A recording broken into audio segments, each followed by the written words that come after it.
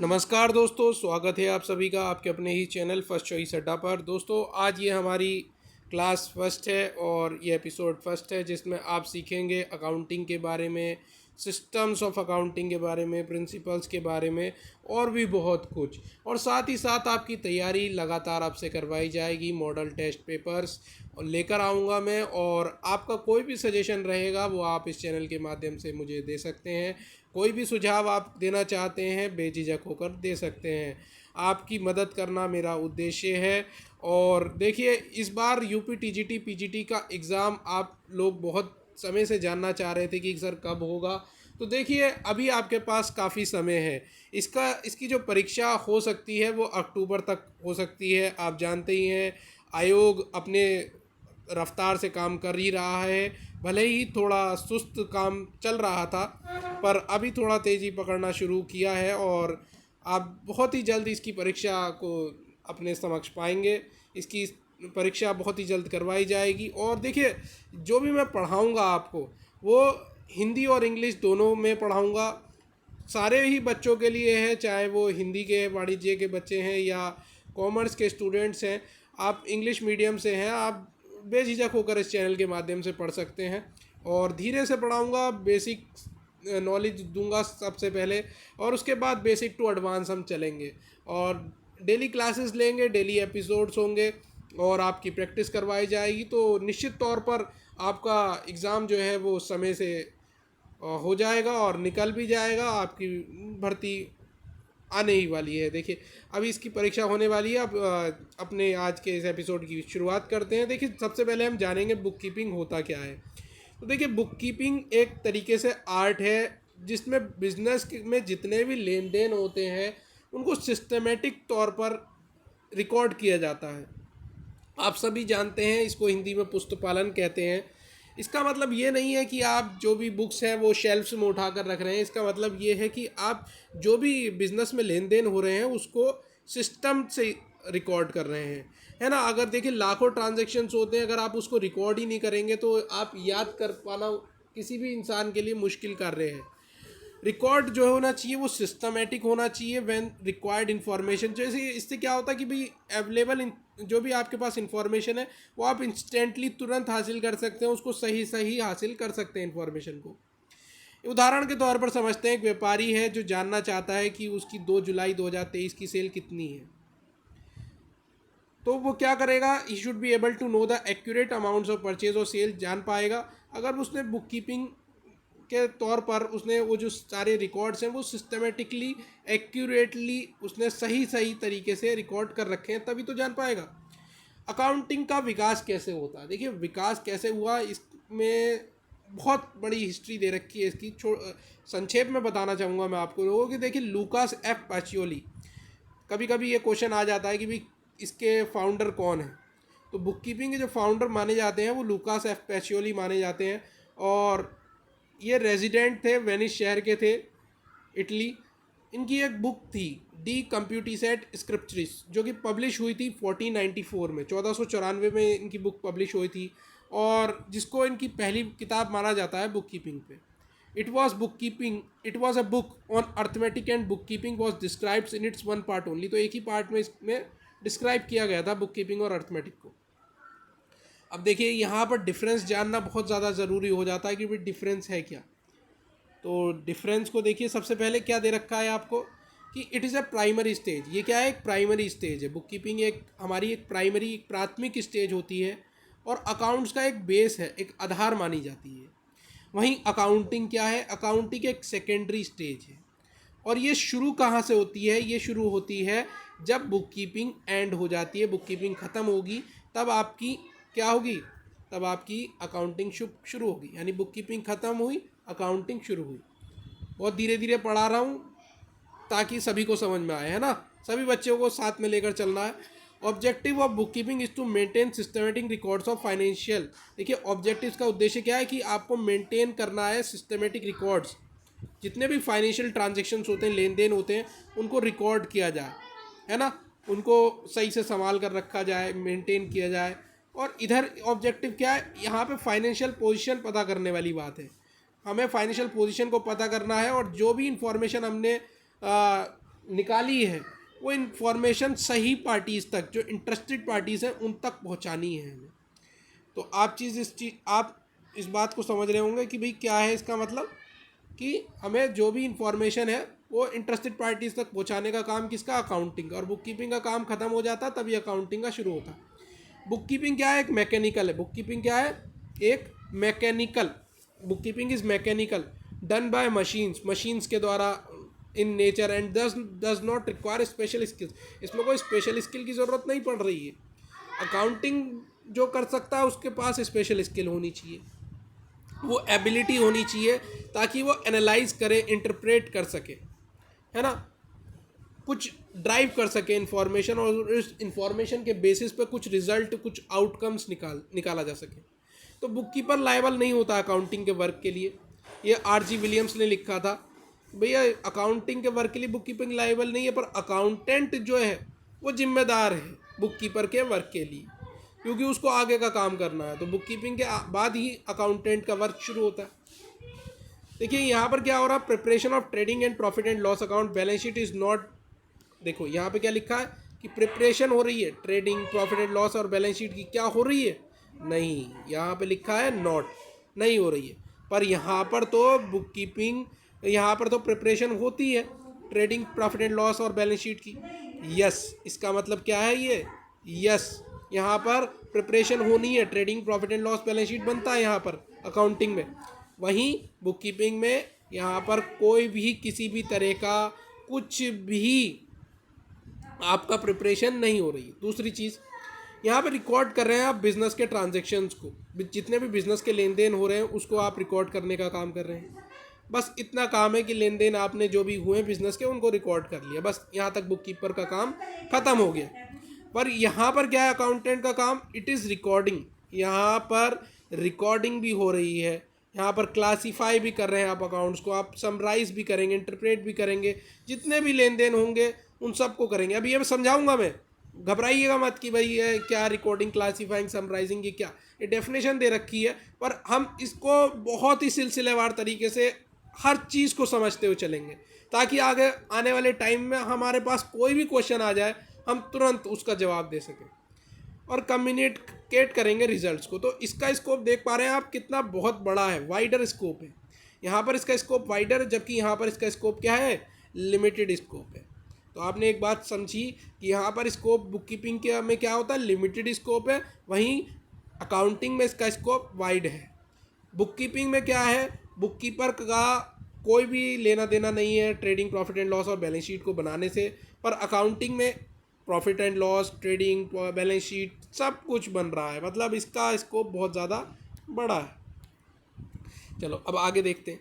देखिए, accounting is the process of identifying, measuring, collecting, recording, classifying, summarising, analysing and communicating financial information to the user. इसकी एक क्या दे रखी है, definition दे रखी है। और इसको डेफिनेशन को कैसे समझना, देखिए समझिए। सबसे पहले आपके पास क्या आया, आइडेंटिफाई करना, मतलब आपको आइडेंटिफाई मतलब पहचानना है। जितने भी फाइनेंशियल ट्रांजेक्शन्स होते हैं, जितने भी इवेंट्स होते हैं, उनको आपको समझना पड़ेगा, उनको आपको आइडेंटिफाई, उनको पहचानना पड़ेगा कि कौन से ट्रांजेक्शन्स फाइनेंशियल नेचर के हैं और कौन से ट्रांजेक्शन फाइनेंशियल नेचर के नहीं हैं। तो वही ट्रांजेक्शन्स जो कि फाइनेंशियल नेचर के हैं, ऑर्गेनाइजेशन से रिलेटेड हैं, वही ट्रांजेक्शन्स हमें रिकॉर्ड करने हैं। उदाहरण के तौर पर, अगर आप रॉ मटेरियल परचेज करते हैं, अगर आप कोई फिनिश गुड्स फर्म ने परचेज की है, तो वो कहीं ना कहीं आपको रिकॉर्ड करने पड़ेंगे, क्योंकि ये बिजनेस का लेन देन है। पर अकाउंटेंट और मैनेजर का रिलेशनशिप अच्छा नहीं है, एक दूसरे से अच्छे तरीके से नहीं बोलते हैं, तो ये किसी तरह का कोई बिजनेस ट्रांजैक्शन, कोई व्यापारिक लेन देन नहीं है। ऐसे में इसको हम रिकॉर्ड नहीं करेंगे। चलिए, अब दूसरी चीज़ क्या आई थी, देखिए डेफिनेशन में आइडेंटिफाई बता दिया मैंने आपको। अब हमारे पास नेक्स्ट क्या आया, यानी मीज़र करना, मीजरिंग करना, मतलब मीजरिंग करने का मतलब हम समझेंगे, यानी वही ट्रांजैक्शन को रिकॉर्ड करना है जो कि मीजरेबल है इन टर्म्स ऑफ मनी, यानी पैसे से लेन देन हो रहा है, पैसे से संबंधित है, उन्हीं ट्रांजैक्शंस को मीज़र किया जाएगा।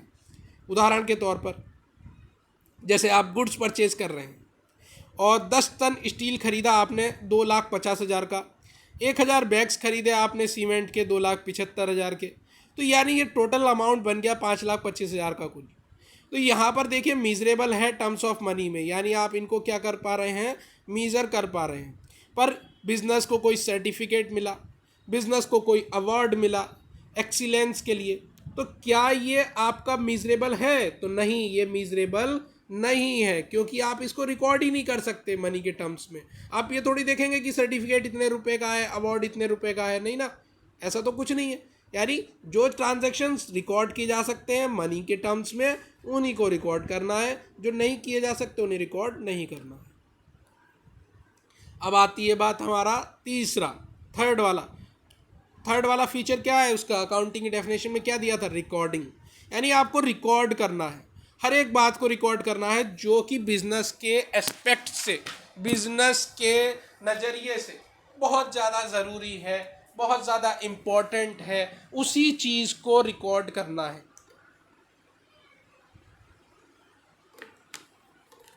ये एक प्रक्रिया है फाइनेंशियल ट्रांजैक्शंस को रिकॉर्ड करने की इन the books of original entry. यानी जितने भी ओरिजिनल एंट्री की बुक्स हैं, जर्नल है उदाहरण के तौर पर, उसमें आपको इसको रिकॉर्ड करते हुए चलना है। दिस बुक इज़ फर्दर, ये आगे डिवाइड की जाती है सब्सिडरी बुक्स में, जिनको आप कहते हैं cash book, purchase book, sales book, इस तरीके से आप कहते हैं इसको।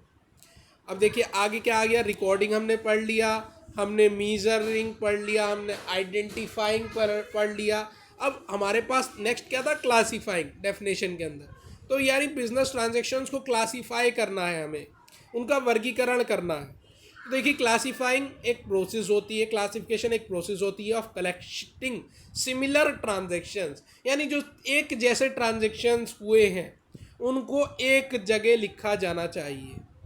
और वो एक जगह कैसे लिखे जाएंगे, यानी उनके अलग उनके खाते खोले जाएंगे by opening accounts in the ledger books. यानी लेजर बुक्स में आप उनके खातों को खोलेंगे और उन खातों को खोलने के बाद आप एक जैसे ट्रांजैक्शंस को उन खातों में लिख देंगे। तो ये कार्य कहाँ होता है, लेजर बुक्स में होता है। फॉर एग्जांपल आपने फाइनेंशियल ट्रांजैक्शंस किए थे कुछ रीमा नाम की लड़की के साथ, और वो पोस्ट कर दिए आपने, so what amount is posted to due to Seema और due from Seema can be known.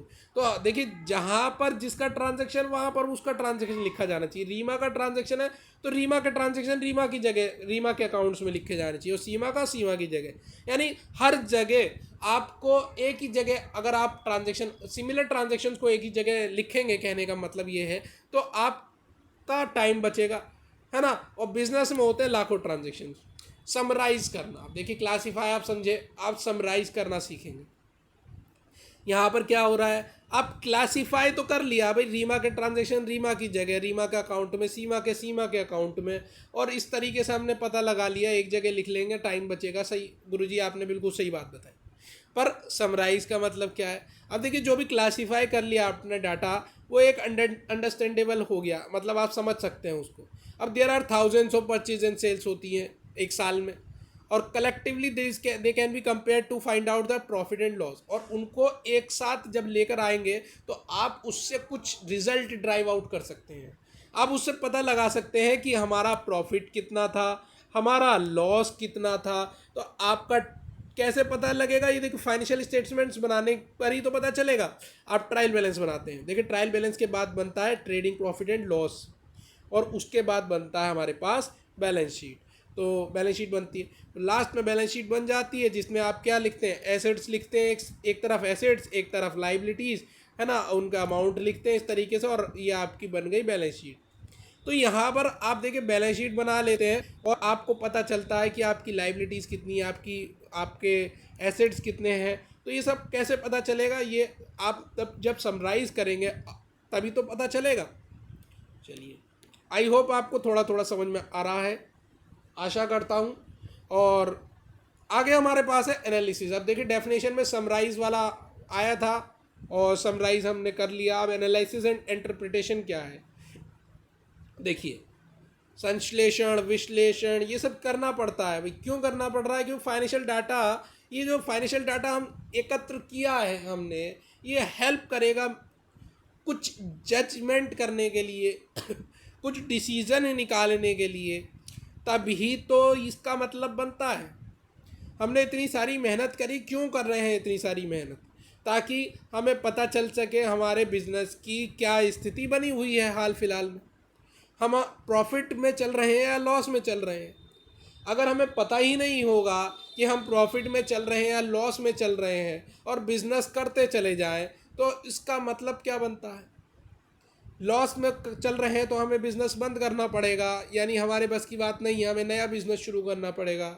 और प्रॉफिट में चल रहे हैं तो अच्छी बात है, हमें ग्रोथ की तरफ बढ़ना है। फिर यानी आपको कुछ कंक्लूशन निकालना है, आपको कुछ रिजल्ट निकालना है, ताकि अपने अकाउंटिंग रिकॉर्ड्स से।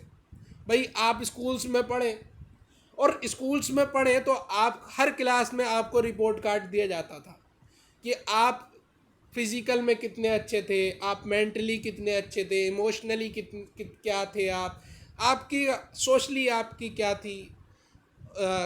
तो रिज़ल्ट के ज़रिए तो पता चलता है, तो सेम यहाँ पर भी है। अब कम्युनिकेट करना, देखो भैया आपने कम्युनिकेट करने का मतलब कैसे निकालना है, यानी जो यूजर्स, जिस यूज़र के लिए जो इन्फॉर्मेशन ज़रूरी है वो इन्फॉर्मेशन उस तक पहुंचाना है। यानी हमारे दो यूजर्स होते हैं मेनली, एक होते हैं इंटरनल यूजर्स और एक होते हैं एक्सटर्नल यूजर्स। इंटरनल यानी आंतरिक और एक्सटर्नल मतलब बाहरी। तो यहाँ पर इंटरनल का मतलब होता है मैनेजमेंट। यानी देखिए मैनेजमेंट हम इंटरनल यूजर है, ओनर इंटरनल है, एम्प्लॉय इंटरनल है ना। एम्प्लॉयज़ को पता होना चाहिए कि कितना प्रॉफिट कंपनी ने कमाया, कंपनी कैसी स्थिति में चल रही है, तभी बोनस वोनस कमीशन वगैरह की डिमांड कर सकती है। जो भी कुछ भी है ना कि भैया, और नहीं चल रही, लॉस में चल रही तो नहीं मांगेगी। ओनर क्या है, ओनर को प्रॉफिट से मतलब है, उसे पता होना चाहिए कितना प्रॉफिट कमा रही है कंपनी, है ना। मैनेजमेंट को डिसीजन वगैरह लेने पड़ते हैं। एक्सटर्नल यूजर की बात करें, यहाँ पर क्या है, इन्वेस्टर पैसे लगाता है। इन्वेस्टर तभी तो पैसे लगाएगा जब बिजनेस प्रॉफिट में होगा, बिजनेस की स्थिति कैसी स्थिति है वो उसी चीज़ को देखकर लगाएगा। क्रेडिटर ले जो आपके वो पैसा दे रहे हैं, वो पैसा तभी तो देंगे जब आपकी बिजनेस की स्थिति अच्छी होगी, है ना। डूबते हुए बिजनेस में पैसा तो लगाएगा नहीं कोई भी मूर्ख व्यक्ति। गवर्नमेंट क्या है, टैक्स वगैरह जो भी पॉलिसी लेकर आती है वो इसी आधार पर लेकर आती है। बैंक्स भी आपको लोन देंगे तो क्यों देंगे? वो लोन तभी तो देंगे जब देखेंगे आपके बैलेंस शीट प्रॉपरली मेंटेन है या नहीं है, सीए के द्वारा वेरीफाई की हुई है या नहीं है, ठीक है। और भी बहुत चीज़ें होती हैं। तो भाई आप समझ पा रहे हैं कि एक्सटर्नल इंटरनल यूज़र क्या है और इनको ज़रूरत क्यों है फाइनेंशियल डाटा की। और ये जो अकाउंटिंग इन्फॉर्मेशन है ये प्रोवाइड की जाती है टाइम टू टाइम यूज़र्स को, ताकि डिसीजंस लिए जा सकें समय समय पर। अब देखिए कुछ क्वेश्चंस भी देखते हैं। What starts when book keeping and, सब बताया था मैंने आपको कि बुक कीपिंग जब खत्म होती है अकाउंटिंग शुरू होती है। और एक और डेफिनेशन बहुत ज़्यादा इंपॉर्टेंट है कि J.R. बार्टली बॉय ने दी थी कि book keeping is the art of keeping और maintaining business transactions in the prescribed books. यानी प्रेस्क्राइब्ड बुक्स में आप बिजनेस ट्रांजेक्शन्स को मेंटेन कर रहे हैं, और बुक कीपिंग एक कला है ना, बिजनेस ट्रांजेक्शन्स को रिकॉर्ड करने की। ऐसी कौन सी ब्रांच है कॉमर्स की जो which keeps A record of monetary transactions in a set of books? तो बुक कीपिंग ही है। बुक कीपिंग क्या है, एक ब्रांच है कॉमर्स की, वाणिज्य की, जो कि रिकॉर्ड करती है monetary transactions in a set of books. Who are not an external user, बताइए इसमें एक्सटर्नल यूज़र कौन सा नहीं है? अभी मैंने आपको बताया भाई, क्या क्रेडिटर एक्सटर्नल यूज़र है? तो हाँ भाई हाँ, पर यहाँ तो नॉट पूछा है। बैंकर एक्सटर्नल यूज़र है? हाँ। गवर्नमेंट एक्सटर्नल यूज़र है? हाँ। और जो गुड्स के सप्लायर हैं वो क्रेडिटर वगैरह है, वो भी तो एक्सटर्नल यूज़र भाई, सब ये सारे के सारे एक्सटर्नल यूज़र हैं। पर यहाँ पर मैनेजर कौन है? ये इंटरनल यूज़र है। ये कैसा यूज़र है? इंटरनल यूज़र है, ये इंटरनल यूज़र है। देखिए राइटिंग थोड़ी ऐसी आ रही है, चला लीजिएगा, काम थोड़ा बहुत है ना। चलिए देखिएगा सिस्टम्स ऑफ अकाउंटिंग। अब देखिए कंसेप्ट और MCQs को देखते हैं। Double entry system, double entry system of accounting develop की गई थी लूका पाशियोली के द्वारा इटली में 1494 में। यानी डबल एंट्री सिस्टम दोहरा लेखा प्रणाली दोहरा लेखा प्रणाली जो है ये डेवलप की गई थी लूका पाशियोली, जो कि फादर माने जाते हैं बुक कीपिंग के। मैंने बताया था आपको, इटली में के रहने वाले थे और 1494 में। ठीक है, ये ईयर याद रखिएगा, ईयर बहुत ज़्यादा इंपॉर्टेंट है। डबल एंट्री सिस्टम बेस की गई on the principles of dual aspect which state that, ये बताती है कि हर एक ट्रांजैक्शन के दो पक्ष होते हैं, एक डेबिट होता है और दूसरा आपका क्रेडिट होता है। इसके कुछ फीचर्स हैं, जैसे बेसिक प्रिंसिपल इसका क्या है कि हर एक डेबिट का एक क्रेडिट होता है, और अकाउंट अगर कुछ डेबिट हुआ है तो दूसरा अकाउंट क्रेडिट होगा ही होगा। एक उदाहरण के तौर पर इसको समझते हैं। Eight the time of cash purchase, goods आपने रिसीव किए हैं एंड इन रिटर्न आप कैश देंगे। भैया आपको अगर गुड्स मिले हैं तो बदले में आपको कैश देना है। One part of receipt of goods debit किया जाएगा और सेकंड पार्ट जो है पेमेंट का कैश वो क्रेडिट किया जाएगा। देखिए इसकी स्टेजेस होती हैं, आप रिकॉर्ड करते हैं ट्रांजेक्शन्स को। मैंने बताया था आपको जर्नल में, उसके बाद आपको क्लासीफाई करना पड़ता है ट्रांजेक्शन्स को अप्रोप्रिएट लेजर अकाउंट्स में, जिसका जो खाता है उसके अंदर, और ट्रायल बैलेंस को प्रिपेयर किया जाता है। साथ ही साथ बुक्स और प्रिपेयरिंग फाइनेंशियल अकाउंट्स को प्रिपेयर किया जाता है। वहीं अब बात करते हैं हमारे, देखिए डबल एंट्री सिस्टम के बाद एक दूसरा सिस्टम भी होता है जिसको हम सिंगल एंट्री सिस्टम भी कहते हैं। इसको इनकम्प्लीट सिस्टम भी माना जाता है। ये कंप्लीट सिस्टम नहीं है फाइनेंशियल ट्रांजेक्शन्स को रिकॉर्ड करने का। It does not record. देखिए वहाँ पर क्या था, डबल डेबिट और क्रेडिट था, वहाँ पर डुअल एस्पेक्ट्स थे, पर यहाँ पर डू फोल्ड एस्पेक्ट्स का कोई जिक्र नहीं देखने को मिलता है। ये डज़ नॉट रिकॉर्ड, ये रिकॉर्ड नहीं करता है टू फोल्ड इफेक्ट्स को, जो कि बताता था कि वो हर एक डेबिट का एक क्रेडिट पक्ष है, पर यहाँ ऐसा कुछ भी देखने को नहीं मिलता है। यहाँ पर पर्सनल अकाउंट्स ही मेंटेन की जाते हैं, राम श्याम का खाता जैसे, और कैश बुक मेंटेन की जाती है बस, रोकड़ जिसको पुस्तिका कहते हैं। कोई यूनिफॉर्मिटी देखने को नहीं मिलती है इस सिस्टम में रिकॉर्ड करने के ट्रांजेक्शन्स को। कोई प्रॉपर बुक्स मेंटेन नहीं होती हैं, इसलिए इनकम्प्लीट है और इसको अब नहीं चलाया जाता है। छोटे व्यापारी इसको पहले चलाने का कार्य करते थे। इसको रख अब देखिए more about single entry system. एक इनकम्प्लीट रिकॉर्ड्स है इस अकाउंट्स में। इस सिस्टम में जो भी अकाउंट्स हैं वो इनकम्प्लीट है, अनसिस्टमेटिक है और भरोसेमंद तो बिल्कुल भी नहीं है। In some transactions both aspects of transactions are recorded. कभी कभी दोनों ट्रांजेक्शन्स रिकॉर्ड किए जाते हैं, कभी एक और कभी दोनों ही नहीं किए जाते हैं। तो आप समझ सकते हैं ये कितना भरोसेमंद हो सकता है। कहीं आप दोनों एस्पेक्ट्स रिकॉर्ड कर रहे हैं, कभी आप कोई भी एस्पेक्ट रिकॉर्ड नहीं कर रहे हैं, और कभी कभी तो बस एक सिंगल एस्पेक्ट रिकॉर्ड कर कर छोड़ दे रहे हैं। तो इनकम्प्लीट है, अनसिस्टमेटिक है और रिलायबल है। यही आपके एक नंबर में कुछ घुमा फिरा कर पूछा जाएगा। अगर आपको नॉलेज है तभी आप सही जवाब दे पाते हैं।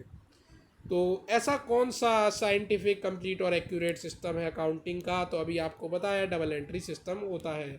चलिए नेक्स्ट क्या है, everything a firm owns it also owes out to somebody. ये एक्सप्लेन किया गया था किस कंसेप्ट में। अब आपको मैंने कंसेप्ट तो पढ़ाया नहीं, तो आप कैसे बताएंगे। हो सकता है कुछ को पता हो, कुछ को ना पता हो।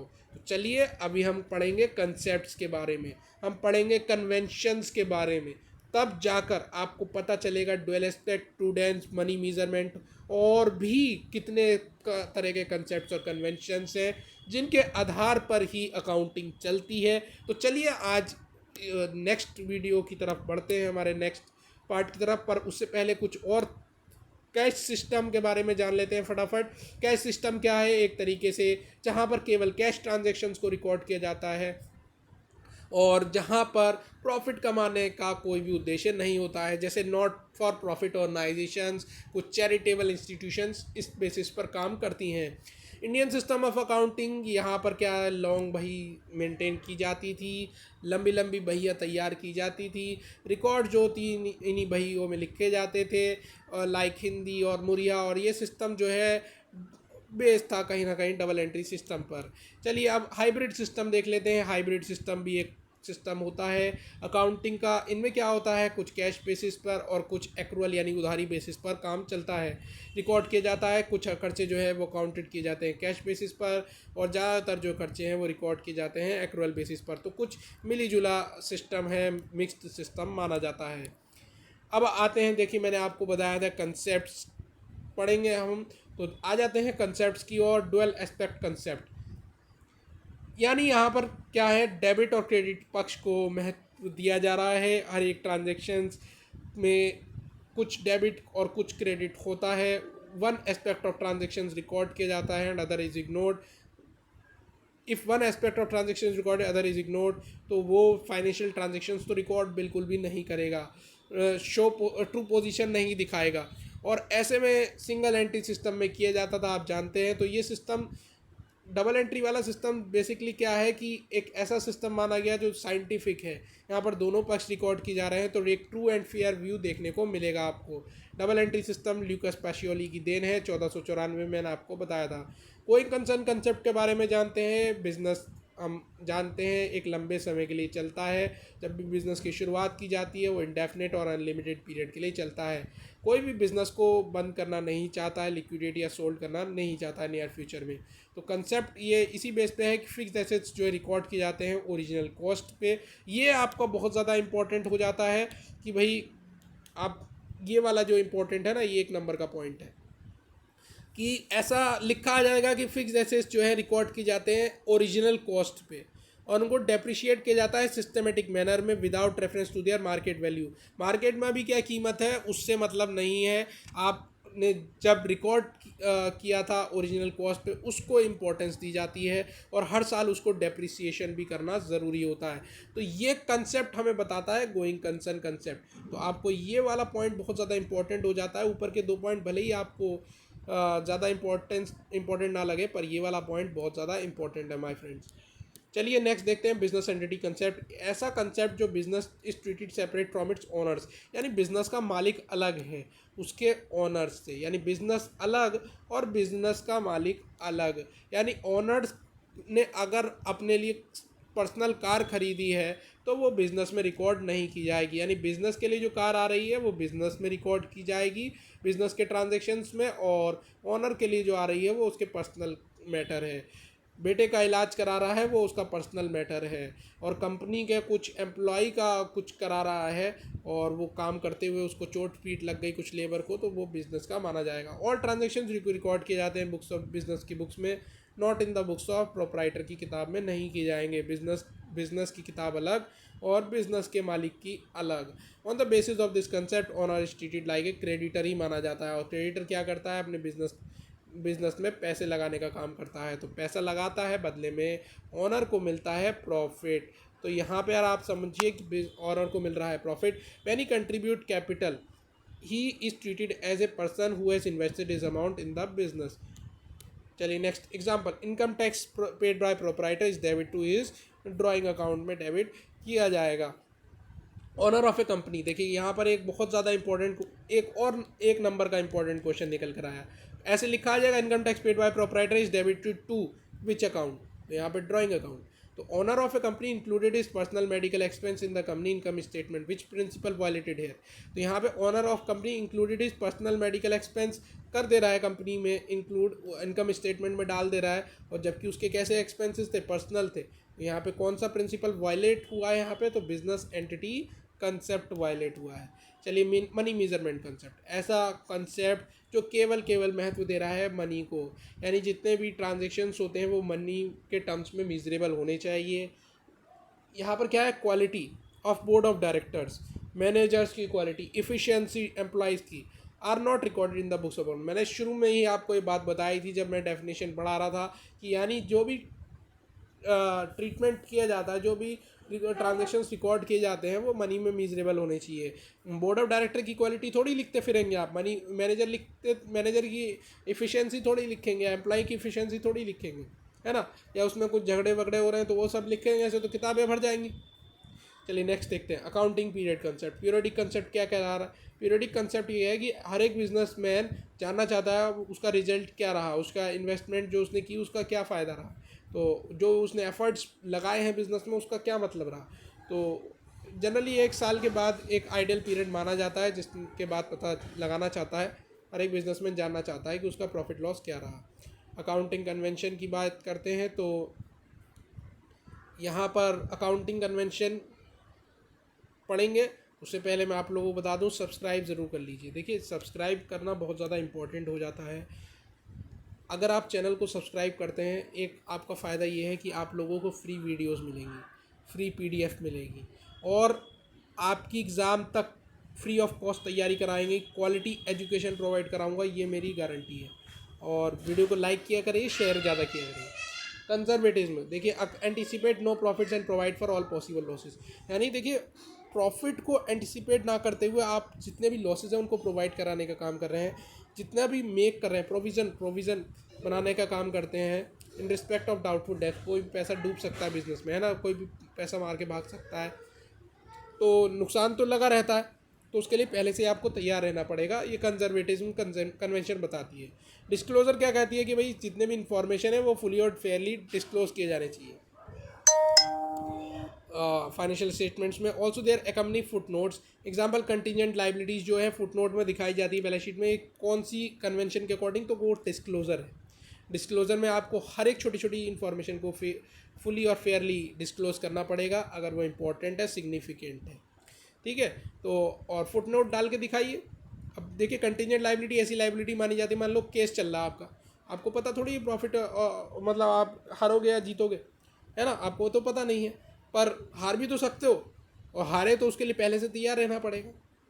तो उसके लिए क्या है, आपको क्या है, फुट नोट डाल के दिखाना पड़ेगा बैलेंस शीट में, क्योंकि उसका कुछ ना कुछ तो इफेक्ट पड़ेगा बिजनेस में। Consistency, accounting practice should remain same from year two year. देखिए अकाउंटिंग प्रैक्टिस जो है वो सेम रहनी चाहिए। ऐसा नहीं एक साल आपने मान लो डेप्रिसिएशन का ही मेथड यूज़ कर रहे हो आप, दो तरीके के मेथड होते हैं मेनली, रिटर्न डाउन वैल्यू और स्ट्रेट लाइन मेथड, पढ़ाऊंगा सब।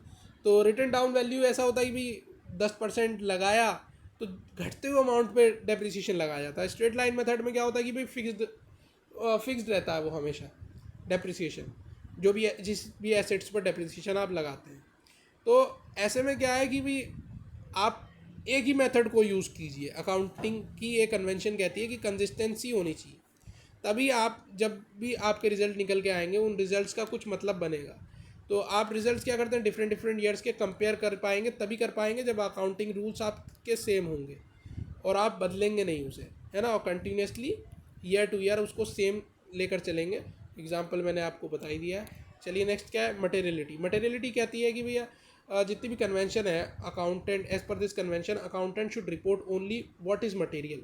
जो मटेरियल है उसी को लो, और जो मटेरियल नहीं है ना उसे भी मत लो। व्हाट इज़ मटेरियल उसी को लो, इग्नोर इनसिग्निफिकेंट डिटेल्स को इग्नोर कर दो। मान लो आपके दुकान में वो आया अमिताभ बच्चन, चाय वाय पिलाई आपने अपने बिजनेस में, है ना, तो उसको थोड़ी रिकॉर्ड करते फिरोगे, छोटी मोटी चीज़ों को रिकॉर्ड नहीं करोगे ना, है ना। तो उसको पैटी पैटी करके कैश बुक बनाई जाती है, तो उसके अंदर दिखा दिया जाता है। यानी आप जितने भी पेटी एक्सपेंसेस हैं ऐसे तो हर एक का खाता खोलते फिरोगे, चाय का, समोसे का, फलाना ढिमकाना, तो ऐसे तो बहुत सारे अकाउंट्स बन जाएंगे, है ना, और बुक्स भर जाएंगी, सरदर्दी अलग बढ़ेगी अकाउंटेंट की। तो ऐसे में क्या है, इनसिग्निफिकेंट डिटेल्स को आप इग्नोर करते हैं और मटेरियल जो होता है उसको बहुत ज़्यादा ध्यान देते हैं।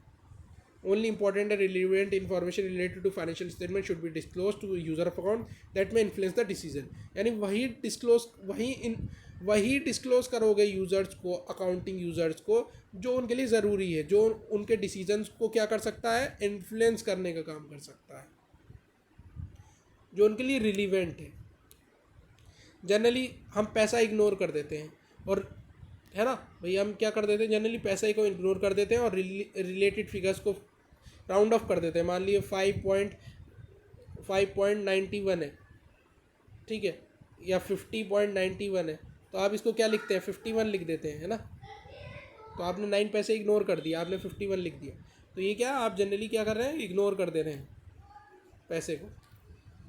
कैश बेसिस ऑफ अकाउंटिंग, अब दो तरीके के बेसिस होते हैं अकाउंटिंग के, समझिए। एक होता है कैश बेसिस। कैश बेसिस क्या होता है, यहाँ पर कैश को ही महत्व दिया जा रहा है। यदि कैश रिसीव हो रहा है, पे हो रहा है, तो उसी को रिकॉर्ड किया जा रहा है। नॉट व्हेन द रिसीप्ट और पेमेंट बिकम ड्यू। ड्यू है तो उसका कोई मतलब नहीं है, जब आप कैश पे कर रहे हैं या रिसीव कर रहे हैं तभी उसको रिकॉर्ड किया जाएगा। और रेवेन्यू रिकॉग्नाइज किया जाएगा तब जब कैश रिसीव हो जाएगा। Not at the time of sale. आपने माल बेच दिया पर आपको कैश नहीं मिला, जब आपको कैश मिलेगा तभी आप मानोगे कि आपकी सेल हो गई है, ठीक है। तो इस तरीके का अकाउंटिंग में ये होता है। एक्सपेंसेस रिकॉर्ड किए जाते हैं only eight the time of actual payment के टाइम पर ही। डिफरेंस क्या होता है कि देखिए टोटल रेवेन्यू और एक्सपेंसेस जो पेमेंट्स है इज प्रॉफिट अर्नड और लॉस सफर्ड।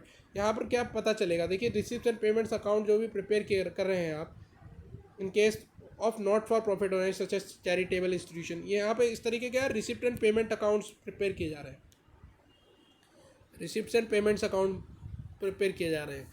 और किस तरीके की ऑर्गेनाइजेशन ही कैश बेसिस को फॉलो करती हैं, not for profit organisation, charitable institutions, clubs, schools हो गए। यहाँ पर क्या हो रहा है, अभी कैश पर काम हो रहा है, उधारी का कोई मतलब नहीं है, अभी कैश में काम चल रहा है कि भाई आप सेल तभी मान रहे हैं जब आपको कैश पैसा मिलेगा तभी आप मान रहे हैं, जब दूसरा पैसा देगा तभी सेल है, वरना नहीं है सेल। ठीक है, तो इस चीज़ को आपने समझा। These expenses and incomes are not considered while following cash basis account. तो यहाँ पर आ सकता है, देखो एक क्वेश्चन, एक नंबर का क्वेश्चन बन सकता है, ये ऐसे खर्चे ऐसी इनकम्स जो कि कंसिडर नहीं की जाती, उनको शामिल नहीं किया जाता है जब हम कैश बेसिस अकाउंटिंग को। तो देखो आउटस्टैंडिंग खर्चे उधारी वाला हिसाब है ना। अभी मतलब मान लो रेंट मान लो आउटस्टैंडिंग है, आउटस्टैंडिंग रेंट है, तो एक ऐसा रेंट मतलब देना है पर अभी आपने दिया नहीं है ना, मैं आपने कहा कि बाद में दूंगा मैं। प्रीपेड ऐसा खर्चा जो बाद में देने वाला, पहले दे दिया आपने, पहले ही आपने देखो मोबाइल का रिचार्ज करा तो आप पहले ही दे देते हो ना, प्रीपेड रिचार्ज करा तो यहाँ पर क्या है कि भाई आप पहले ही खर्चे पे कर दे रहे हैं, मतलब रेंट दिया आपने प्रीपेड कर दिया। आप देखो रेंट यहाँ पे आउटस्टैंडिंग बताया था मैंने, प्रीपेड भी तो हो सकता है, तो प्रीपेड भी रेंट हो सकता है। तो एक्रूड इनकम एक ऐसी इनकम जो कि उधार एक्रू कर लिया आपने पर आपको मिली नहीं है, मान लो आपने सर्विस दे दी, ठीक है, इनकम रिसीव्ड इन एडवांस, आपको एडवांस में इनकम रिसीव हो गई है, तो पर आपने सर्विस नहीं दी है अभी। तो यहाँ पर क्या बेसिकली मतलब इसका फंडा क्या है, यहाँ पर कैश का कोई मतलब नहीं हो रहा है, यहाँ पे क्या है कि आप क्या है इन खर्चों या इनकम को रिकॉर्ड नहीं कर रहे हैं। क्यों नहीं कर रहे हैं, क्योंकि अभी उधार है, पहले पे कर दिया है, पहले पैसा मिल गया है, बाद में है ना। जब सेल यहाँ पे बेसिकली मतलब यह है कि जब सेल तभी मानी जाती है या जब सर्विस तभी मानी जाती है जब आपको वो पैसा मिल गया, आपने कुछ सेल करी और उसके बदले में आपको पैसा मिल गया, तो इस बेसिस पे काम करते हैं। तो बेसिकली यहाँ पे उधारी का कोई कंसेप्ट है ही नहीं। मिस्टर राजेश एक homeopath doctor in practice has been advise by his accountant, इस एग्जांपल के जरिए समझते हैं। Has been advise by the accountant to maintain his accounts on accrual basis instead of presently followed cash basis accounting. अब वो तो cash basis accounting कर रहे थे, उन्हें एडवाइस किया गया अकाउंटेंट के द्वारा कि आप तो एक्रूअल बेसिस पर अकाउंट मेंटेन करो। क्या आप सहमत हो इस चीज़ से कि अकाउंटेंट जो भी एडवाइस दे रहा है वो सही एडवाइस दे रहा है? तो नहीं, हम तो कहेंगे कि वो जो एडवाइस दे रहा है अकाउंटेंट वो गलत एडवाइस दे रहा है। एडवाइस उसने जो भी दी वो क्या दी, गलत एडवाइस दी है। एक मेडिकल प्रैक्टिशनर कैसे रिसीव करता है अपनी फ़ीस, इमीडिएटली तुरंत रिसीव कर लेता है, जैसी अपनी कंसल्टेंसी देगा, है ना। उसने कोई भी कंसल्टेंसी दी है तो उसको तुरंत उसका पैसा मिल जाता है, तो वो उधारी वाला हिसाब क्यों पालेगा, एक्रूअल बेसिस पर क्यों अकाउंटिंग मेंटेन करेगा? ये तो गलत एडवाइस थी। एक्रूअल बेसिस ऑफ अकाउंटिंग क्या है, under accrual basis of accounting revenue recognise किया जाएगा when sales takes place, sales हो गई तभी मान लिया जाएगा कि आपका क्या है, रेवेन्यू क्या हो गया, रिकॉग्नाइज हो गया। जबकि वहाँ था कैश बेसिस अकाउंटिंग में अलग था, उल्टा था इसका हिसाब, है ना। ओनरशिप ऑफ गुड्स और सर्विसेज किया चेंज हो गई, सेलर से बायर पे पहुँच गया सामान, ठीक है, whether payment for such sale is received और नॉट, ये अब रिलीवेंट नहीं है, ये चीज़ रिलीवेंट नहीं है। आप सेलर ने बायर को माल बेच दिया, मतलब सेल मान लिया आपने, और आपने मान लिया कि अब रेवेन्यू आपको मिलना है ही, रेवेन्यू रिकॉग्नाइज हो गया। Accrual basis accounting is based on realisation and matching principle पर काम करता है। तो ये एक नंबर का क्वेश्चन हो गया कि भैया किस प्रिंसिपल पे काम करेगा एक्रूअल बेसिस अकाउंटिंग, तो रियलाइजेशन और मैचिंग प्रिंसिपल पर काम करेगा।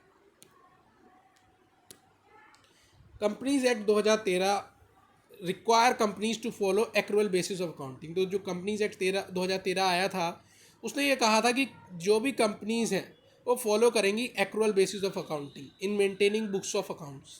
तो अकाउंट्स की बुक्स को मेंटेन करते वक्त उन्हें क्या फॉलो करना पड़ेगा, accrual basis of accounting follow करना पड़ेगा, ठीक है। ये बहुत ज़्यादा साइंटिफिक है और कैश बेसिस ऑफ अकाउंटिंग ज़्यादा जगह नहीं चलता है। वो कौन सा मेथड बेसिस चलती है आपकी अकाउंटिंग की, एक्रूअल बेसिस पे, है ना।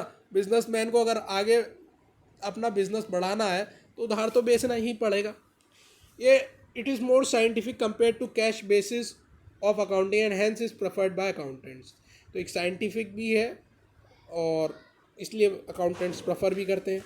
Under accrual basis of accounting outstanding prepaid खर्चे ये एडजस्ट किए जाते हैं, जबकि वहाँ पर क्या होता था, आउटस्टैंडिंग और प्रीपेड खर्चे का कोई मतलब ही नहीं था। एक्रूड इनकम रिसीव्ड एडवांस, वहाँ पर कैश बेसिस में इसको रिलीवेंट माना ही नहीं जा रहा था, कंसिडर किया ही नहीं जा रहा था, पर यहाँ पर करा जाता है। प्रॉफिट एंड लॉस आपको अगर सही से पता करना है, करेक्ट प्रॉफिट और लॉस पता करना है, तो आपको एक्रूअल बेसिस ऑफ में आउटस्टैंडिंग, प्रीपेड खर्चे, एक्रूड इनकम रिसीव्ड एडवांस, इन सब को लेकर चलना पड़ता है।